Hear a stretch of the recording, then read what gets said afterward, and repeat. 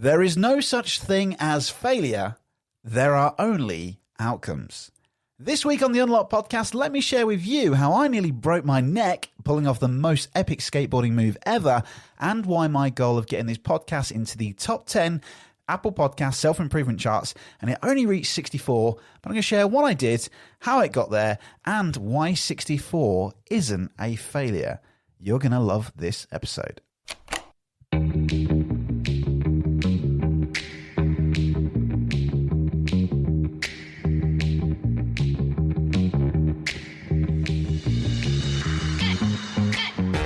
Hello and welcome to the Unlocked podcast. I'm your host, Ricky Lock, professional speaker, magician and confidence coach, and quite simply, Unlocked is a journal of self-improvement. I'm talking to the experts, authors and successful people from around the world, as well as sharing my mishaps and magical adventures in my own life too, to unlock the best version of ourselves. My aim is to give you some insight and inspiration so you can unlock the best version of yourself too.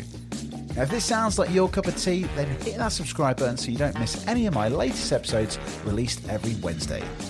Now, relax and enjoy the show.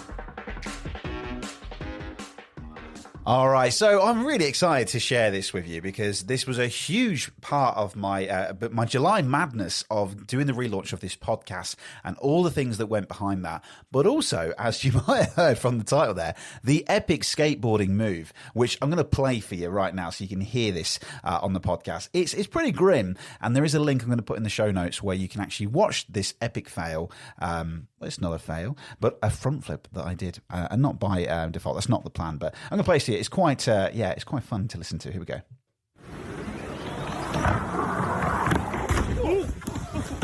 You good? Yeah, good. Now. So there you go. It's pretty epic, and check out the link in the show notes to go find and watch this. It is pretty epic. But firstly, the reason I wanted to do this episode is because, as you might have known from the title is an NLP presupposition, which is there is no such thing as failure. There are only outcomes. And I'm going to share with you why that epic move that I did wasn't obviously the desired outcome that I wanted to, but I ended up doing a front flip, which is pretty cool. But also I'm going to share with you the plan and the big thing of why this podcast, why I wanted to relaunch it, why I wanted to get it into the top 10, and why only 64. Some people might consider that to be a failure. I didn't hit my goal, but actually I'm going to share with you why it isn't a failure. It is an awesome outcome. But first, I do need to say a massive thank you. There are so many people that helped to contribute to this, and I'm going to literally read out everyone's names here to get involved here because, and hopefully I don't miss anyone here, but I literally, as I'll explain this in the process of the strategy, I literally reached out to every single one of my friends and family to say, hey, can you help me out? So I'm going to read this out to everyone, and hopefully I don't miss anyone out here. Here we go. So Andrew Dickinson, David Heiner, Jasmine Barnes, Nilesh Bhatia, Daniel Pettit, Chris Lovett, Team Awesome, who I put that on my WhatsApp group, which is Alan and Emily Braithwaite. Thank you to you. The whole of the ESR team from Progressive Property, Matt Edwards, Imogen, who's my Kate lady, Amy Rowlinson, Simon Dighton, Dean O'Dell, Richard Hiron, Huron Richard, hopefully I've got that right, Matt King, Zoe Newton, Kat Hayes, Steve Odie, my best man Craig, Lee Smith, I've got Chantel Cornelius, Steph Ingram, Paul Durkin, Jake Richings, all the people in my speakers ensemble group, Bev Holden, the Unlocked Mastermind group, so you guys know who you are, Jake Richings, Izzy Dixon, Lee, I love you buddy as well, and Joel Klein as well as Nilesh as well. Also my good pal Cal, my mum and dad, and then there was obviously the boys and loads of wedding supplies as well. My brother Paul Locke, we'll get him on the show actually. I'm going to share some stories about his awesome stuff as well.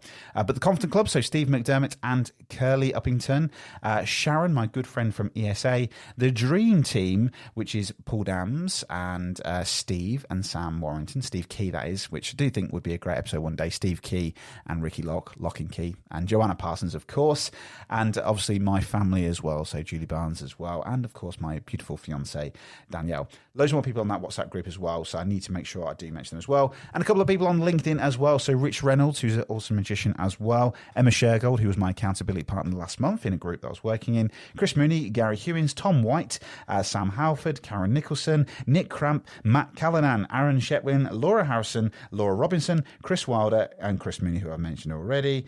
And of course, the amazing support from the patrons of this podcast. Thank you, Anthony Howe, Sherry Brenton, Steve McDermott, Rory Barnes, and Chris Lovett. A few names we've already mentioned already, but I could not have done any of this without you as well. So thank you so much for your continued support. The community that we are building is absolutely amazing. I love sharing the content with you and the extra behind the scenes content as well. So thank you for helping with this relaunch as well. It's been, you got a bit of a kind of juicy heads up before I announced it to everyone, but thank you so much to you guys. Really appreciate that. And Chris Cowden as well. Yeah, so here's the most important thing here. So, guys, I really do appreciate that. I know there was a lot of names, so you might have just skipped all of that. Hopefully, I've reached out to you. If I did miss you out, apologies. There were so many names. Just let me know, and I'll put it out there. But the biggest thing was, why did I set this goal? The reason I set the goal for the top 10 of the podcast to get into the self-improvement charts, the top 10, it sounds like a vanity metric, which I mentioned this as I was asking people to help me out. To a lot of people, they think, well, that does sound like a vanity metric. Why would you want to get that into top 10? The reason that I set that goal was because I 100%, 1,000% believe this content that is made on the Unlock podcast, my stories of my failures, of my successes, of how I dealt with resilience, therapy, whatever, my story, but also the amazing guests that have come on the show, Steve McDermott, Paul McGee, we've got Madeline Black, we've had Steve Jush, we've had some amazing people that have come onto the show, and I think that people need to hear these stories because I don't want people to go through the life I had of 15 years kind of with blinkers on in a career which was great, but also helping people to unlock the best version of themselves. I understood that there was something out there that I could actually, there was more than that life. And I believe that me sharing my heart and pouring my heart out into these epic stories, people need to hear this because I think there's some inspiration in every single episode that people can learn and unlock a better version of themselves, whether that is to be more confident, to be more resilient, to be, increase their mindset, improve the confidence, wherever that might be. There's something in all these episodes. And that's why if we could get it reached up to the top of the charts, it means that when someone was going to be searching for a self-improvement podcast, maybe people love listening to self-improvement podcasts, they might say, right, I'm going to type in self-improvement charts, and they would then see that podcast on and go, okay, that looks quite interesting. Maybe I'll go give that a listen. And that was the whole reason for it, really. If we could get it up there high enough, it means that it could be shared by more people. And that was the whole aim of it, really. Now, obviously, part of the plan was that all of my good friends and the Patreon members as well, they all shared it to, so Sherry Brenton as well, I forgot to mention there, Sherry, bless you, Sherry. Sorry, Sherry. All of the patrons and the good friends shared the podcast, downloaded all the episodes, or as many episodes as they can, and I encourage people to go onto Podchaser and Apple Podcasts to leave us a review. Now, the reason I did that was because, again, that then signifies a little spike to Apple to say that this podcast is gaining some interest, gaining some attention, and that the podcast would then be recognized in the charts. So I'm going to explain to you what actually happened, and I'll do a private little video on the patrons. So if you want to come join the patrons, I'm going to share this in more detail because I'm sure you don't want to hear all of this on this episode. But to kind of summarize it, there was 2,200 downloads in pretty much 2 days, which was absolutely epic because the podcast was getting about 600 to about 1,000 downloads per month when it was in season. And to get that massive spike was absolutely brilliant. Had loads of reviews on Podchaser and Apple Podcasts, so it did its job. It got it recognized, and obviously these were fantastic reviews, and people, they're not fake reviews. They were all fake news, as Donald Trump used to say. It was all great things, and it just helped to climb it. So obviously the initial release of it climbed to 68, and then through the next day or two, in 24 hours, it went up to 64, which was epic. Like, it was great to watch that and to watch the podcast climb. Now, obviously, that 64 to most people would think, well, hang on a minute, Ricky, that isn't top 10. Now, it doesn't matter because the big thing there for me, although it was like one of my big goals, actually 64 is pretty fascinating. The good news is with this, which I'll explain to you, is that I set that challenge for the self-improvement podcast chart to get it into the top 10. It got to 64 in the self-improvement charts, which was amazing. But the thing that I didn't count on was that it actually reached to 139 in the education chart as well, which is pretty epic because in the education podcast chart, there are the likes of people who I absolutely love. Jordan B. Peterson, who's often quite number one in the education podcast chart. So to be ranked in the top 200 or top 150 of people like that, that's pretty epic. And even in the self-improvement chart, such as the Law of Attraction podcast and the Rich Roll podcast, there are some big, big names in that podcast, which is absolutely fascinating. The reason I'm sharing this with you again is because that whole thing about there is no such thing as failure, there are only outcomes. Yes, it didn't actually get into the top 10, but how fascinating. I now get to take this away and start to think of it, reflect on it, and think what worked, what didn't work, what can I learn from this, and what could I tweak or adjust if I was to do it again. For me, yeah, it didn't get into top 10. That wasn't it didn't get the desired outcome, but I got a 64, which is pretty epic. So in my head, top 65 or top 70 or even the top 100 podcasts of the Apple podcast chart, which meant it did its job. It got into that top 100 chart, so people would have scrolled down, they would have found that podcast and they start listening to it.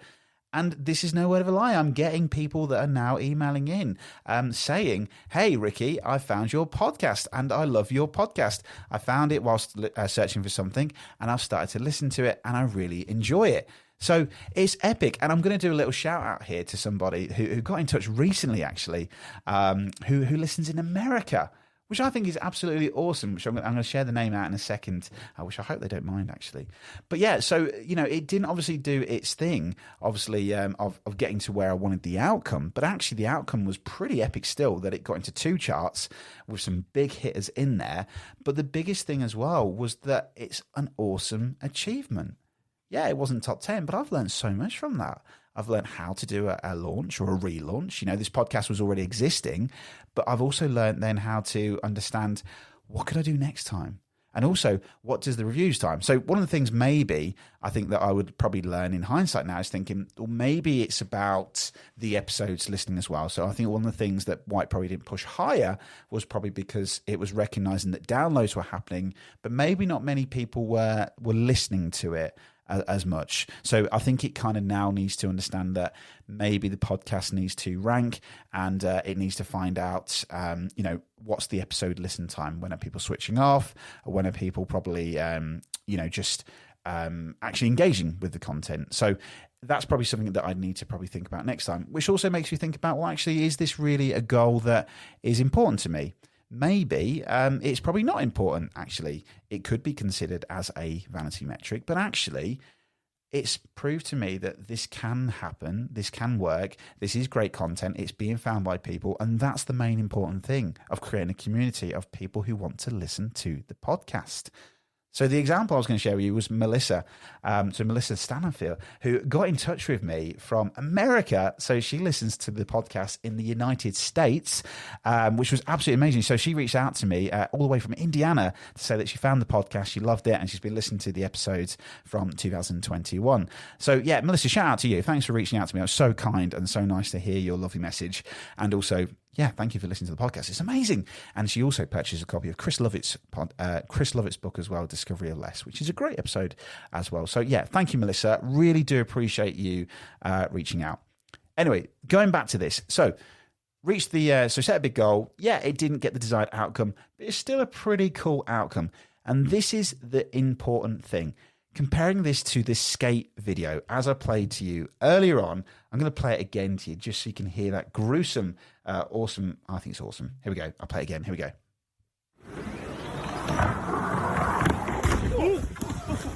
You good? Yeah, good. Now. There you go. So compare this to my skate fell. If you watch the video, go into LinkedIn or go onto Instagram, you might see it on there. It's a huge ramp I'm going down. So for anyone listening to this, huge ramp. And then as I go up the ramp, you literally just kind of pull your knees up. The board will stick to your feet and then you land on this big air mat, right? It obviously didn't happen because I did a front flip instead. Now, I walked away from that going, wow, how fascinating. Now, obviously, there was people watching. A lot of people might be quite embarrassed by that, right? But the main point is this. The skate fail or skate success, however you want to look at that, it's determined on your measure. And also my goal of setting the podcast is linked to this. Too much of our lives, in our jobs, in our businesses, in our careers, or in our life, we are measuring ourselves too highly against what a failure or success is.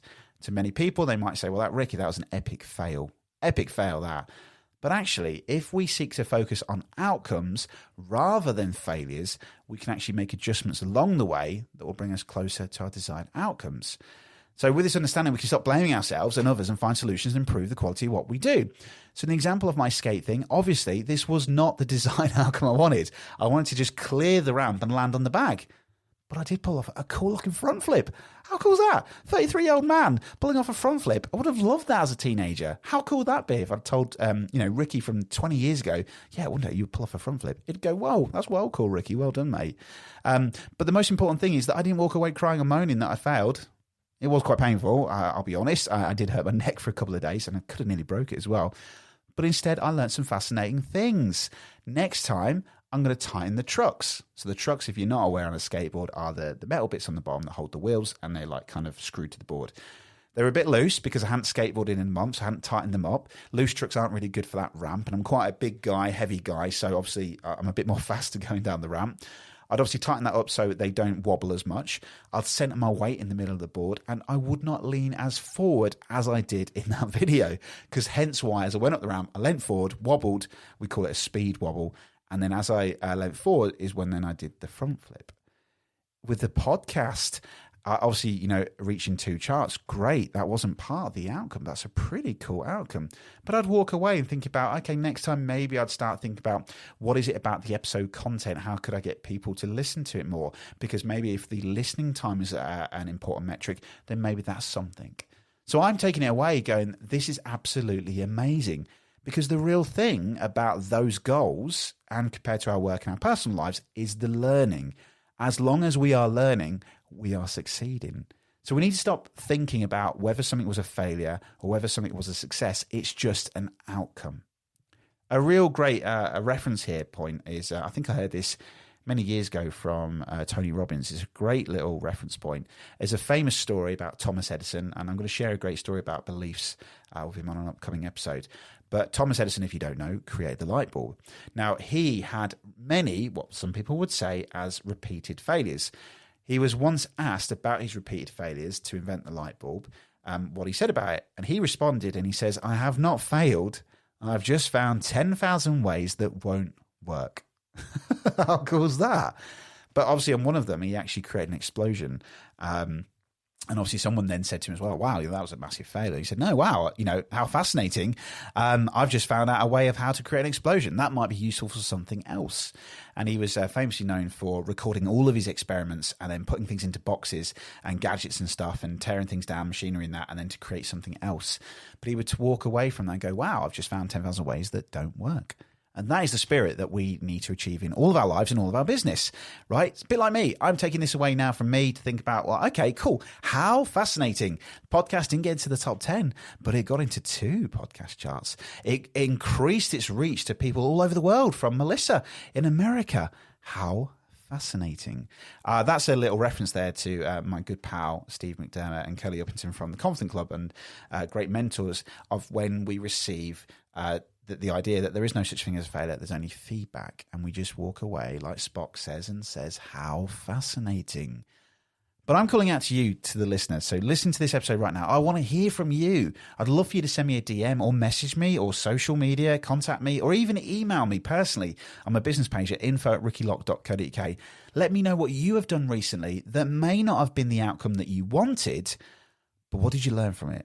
I'd love to hear and let me know. We need to stop labeling things as a failure and success and just walk away from it and go, this was just an outcome. How fascinating. What can I do to tweak and adjust to do it next time? So if you haven't listened to it yet as well, I'd highly recommend taking a listen to episode 53 of the Unlock podcast, which is called Take Some Effing Responsibility for Your Life by Jack Canfield. It's another great episode, which is all about how to respond to life's events and opportunities and how we need to start taking responsibility for life's events. So it's a really great episode that links with this NLP presupposition. We show more stuff about NLP and how we can rewire our thoughts in our brain to start thinking about successes and beliefs a little bit differently. But just to summarize, so think about, what if the next goal or that next target that you have set for yourself that you aim for doesn't end up the way you hoped? Well, you simply just learn from it and say, how fascinating, adjust, learn from it, tweak, and then that way it will bring you closer to your target for next time. But let me know, get in touch. Let me know what you've done recently that didn't go the way you hoped for and what can you learn from it. And just remember, there is no such thing as failure. There are only outcomes, and sometimes you pull off impressive, cool front flips, or even get into 2 podcast charts with the likes of Jordan P. Peterson, which is pretty epic anyway. So yeah, guys, thank you again to all the amazing people that absolutely helped me out with the launch of that. Thank you. It means the world to me. I pour a lot of my heart and soul into this. I love this podcast. I love getting people on it, and it just makes this podcast better and better every single week, which is the most important thing. How can I measure myself of improve myself on yesterday? That's the big thing going forward.